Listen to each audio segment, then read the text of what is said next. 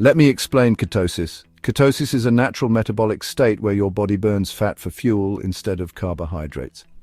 It's actually the foundation of ketogenic or keto diets and is used for weight loss, mental clarity, energy stabilization, and even, some medical treatments.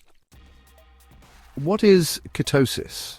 Normally, your body converts carbohydrates, basically glucose, into energy.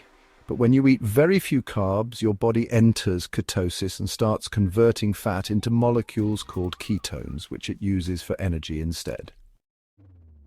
Is ketosis dangerous? Well, ketosis itself is not dangerous for most healthy individuals. It's a natural metabolic state your body can safely enter during fasting, low-carb diets or ketogenic diets. However, there's often confusion between ketosis and ketoacidosis, which is in fact dangerous. How does it work? Please like, share and subscribe. So, carb intake drops, usually under 50 grams per day. Glycogen stores deplete, that's the stored glucose. Then, the liver produces ketones from fatty acids. Your body uses these ketones as the primary energy source, especially for the brain. So, how is ketosis helpful, you might wonder? Well, for starters, it aids in weight loss by burning fat directly for energy. It also helps with appetite control, as ketones suppress hunger hormones like ghrelin. Plus, you can enjoy stable energy without those pesky blood sugar spikes or crashes. And let's not forget mental clarity. The brain just loves ketones, and many folks report sharper thinking as a result. Now let's talk about the therapeutic uses of ketosis.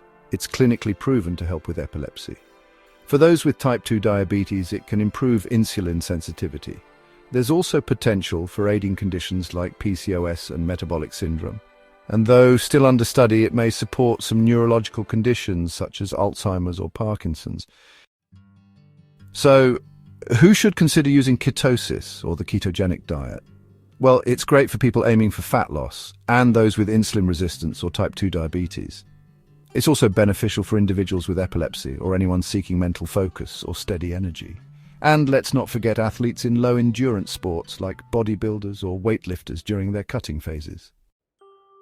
So when can ketosis actually become dangerous? Well, one common issue is confusion with something called ketoacidosis.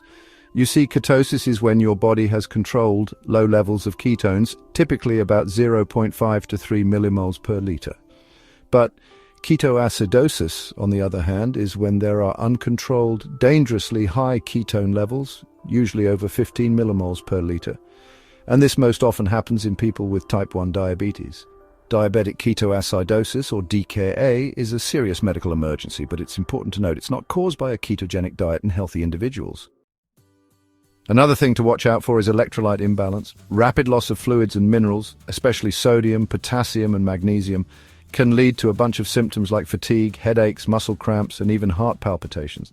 These are sometimes called keto flu symptoms. The good news is these issues are preventable with proper hydration and, if needed, supplements.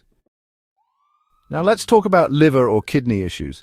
If you have existing liver or kidney problems, the high fat and protein load might, stress these organs.